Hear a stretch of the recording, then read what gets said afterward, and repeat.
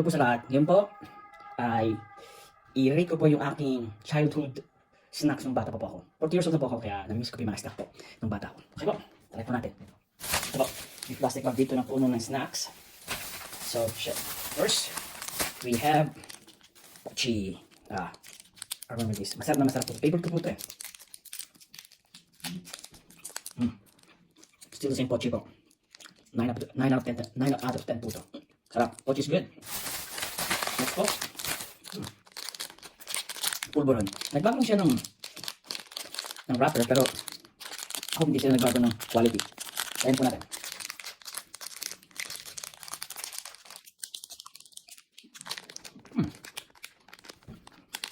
Not bad.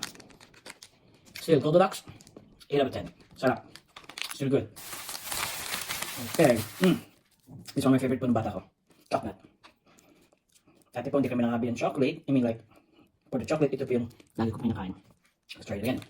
Kung hindi po ba nagpapalit ng lasa. Wow.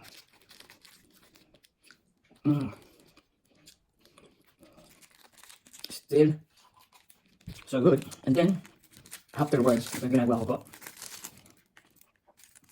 I just put this foil. Kasi ginagawa ng mga bata. Cut into 2. Yung mga namin ginagawa ng mga kakas namin elementary. Then you put in the mouth. Yan may brace po kaya. Yan ba? Sa baba po.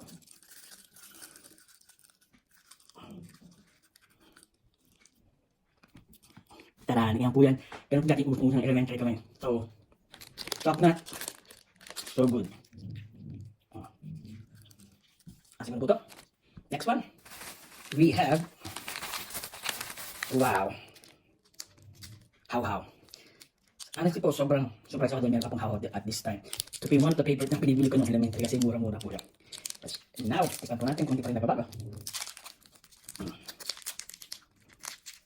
See?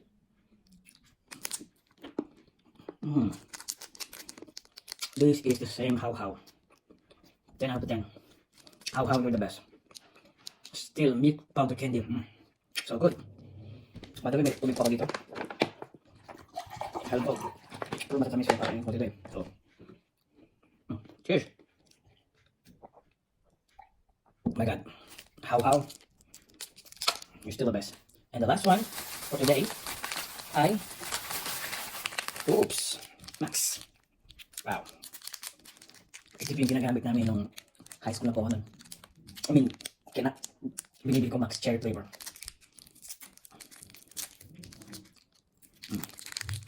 Wow.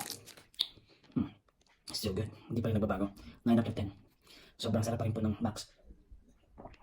So, abangan nyo po yung part 2 ng aking childhood Miranda candies. Okay po? See you next time. Bye-bye.